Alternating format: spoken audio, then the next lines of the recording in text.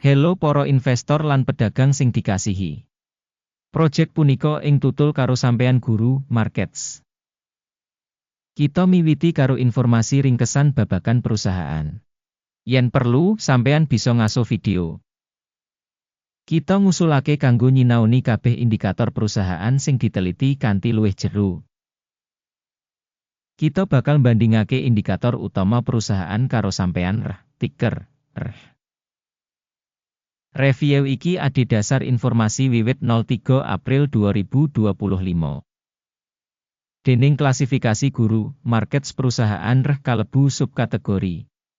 Retail Prom, 19 perusahaan melu ing comparison lan iki cukup wakil. Kita bakal weruh tabel pesenan menyang mburi video iki. Asil sakap kanggo perusahaan ing pitakonan minangka nderek 4 saka 10 terms. Skor rata-rata kanggo subkategori punika 2,1 terms. Yen sampeyan katon banget wiyar, ing kabeh kita pasar saham ing agregat. Sampeyan bisa ndeleng menawa asil rata-rata kanggo kabeh pasar minangka 1,9 poin. Nglawan skor 4 poin Bandingake pergerakan rega saham perusahaan lan saham subkategori. Kita bisa ndeleng sing liwat 12 sasi enggo bareng perusahaan nuduhake dinamika minus 25,5%.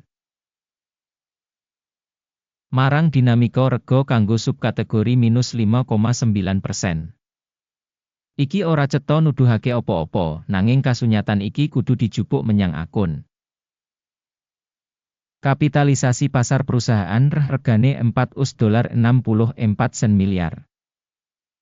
Kapitalisasi pasar subkategori punika $127 miliar. Duwe bagian 3,659%, iku salah siji saka perusahaan cilik ing subkategori. Kapitalisasi neraca perusahaan kira-kira $0,18 miliar. Kanti kapitalisasi subkategori $20 miliar. Yaiku minus 0,914%. Sawise mbandingake saham bursa saham lan kapitalisasi neraca, kita ndeleng ing ngisor iki. Saham dikuasani ing subkategori nalika netepake nilai pasar 3,659%. Regane buku minus 0,914%. Iki 125% kurang saka nuduhake nilai pasar. Taksiran saham perusahaan saka pasar lan kapitalisasi imbangan ing subkategori minus 1 titik. Perusahaan ora duwe kewajiban utang. Skor kanggo utang perusahaan apik banget 2 terms. Rasio regane pasar saham perusahaan kanggo bati cocok karo 66,5. Rata-rata subkategori yaiku 54,2. Yaiku 18% luwih dhuwur tinimbang rata-rata subkategori. Taksiran rega saham perusahaan kanggo indikator bati dibandingake karo perusahaan ing subkategori, lumayan 0 poin. Media WI kanggo pungkasan 12 sasi ana $70 mayuta-yuta. Pangentukan mangsa liwat sabanjur 12 sasi sing tentatively samestine $125 mayuta-yuta. 78,9% luwih saka saiki. Taksiran pratandha laba mangsa sing digambarake dibandingake karo ing subkategori, apik 1 poin. Rega perusahaan kanggo rasio revenue punika 1,5. Rata-rata ing subkategori punika 0,8 lan iki 88% luwih dhuwur tinimbang ing subkategori.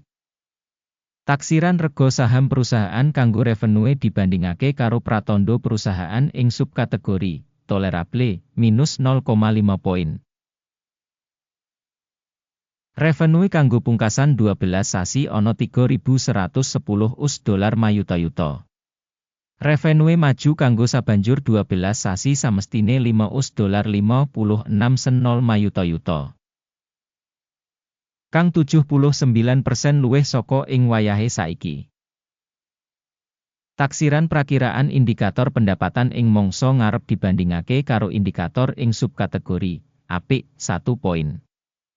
Wates dodolan punika 2,2%, karo rata-rata ing subkategori 1,6%. Prabdan antarane rata-rata subkategori lan kinerja perusahaan 0,7%. Evaluasi margin dodolan dibandingake karo indikator perusahaan ing subkategori, apik 0,5 poin. Saham perusahaan miturut jumlah karyawan ing subkategori punika 1,078%. Sing 239% kurang saka bagian kapitalisasi pasar. Lan iki nuduhake ora seimbang ing rega pasar organisasi tinimbang menyang revaluasi. Jumlah ibu kutha kanggo saben pegawai perusahaan punika $778.000. Lan ing subkategori $229.000. Prabdan antarane rata-rata subkategori lan kinerja perusahaan punika 239,7%. Taksiran ibu kutha perusahaan saben pegawai dibandingake karo pratandha perusahaan ing subkategori tolerable 0 terms. Jumlah bati saben karyawan individu $11,700. Rata-rata ing subkategori punika $4,200. Lan prabdan antarane rata-rata subkategori lan kinerja perusahaan 177%.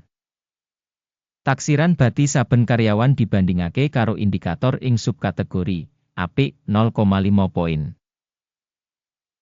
Revenue saben karyawan individu saka perusahaan punika $521.000. Miturut subkategori $273.000.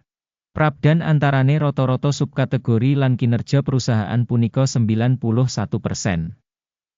Prakiraan saka bagian revenue saben pegawai perusahaan dibandingake karo pratandha perusahaan ing subkategori, apik 0,5 terms. Volume transaksi cendak 11,9%, karo rata-rata kanggo subkategori 6,9%. Iki minangka pratandha resiko short remet bisa. Indikator resi 14 nuduhake tingkat 42% kanggo perusahaan. Dene ing subkategori tingkat iki kurang luwih 52%.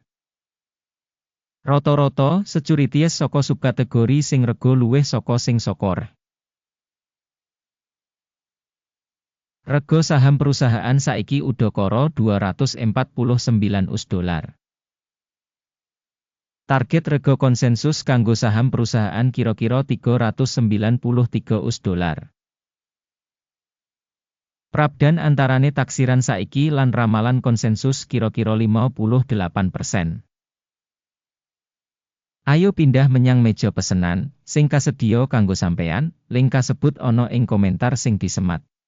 Tabel pesenan ngemot pancen kabeh pancasan sadurunge digawe ing mangsa diwenehi dening informasi lan sistem referensi guru markets. Akses menyang meja supaya pancen free lan free, link ing komentar pinet. Minangka asil saka pambiji perusahaan sistem penilaian informasi lan referensi guru markets kaputusan ing ngisor iki digawe. Ora mbukak perdagangan minangka video review. Matur nuwun para rawuh ingkang sampun mirsani ngantos rampung saha sampun ginakaken sistem informasi lan referensi guru markets. Sampeyan kabeh penonton paling keren.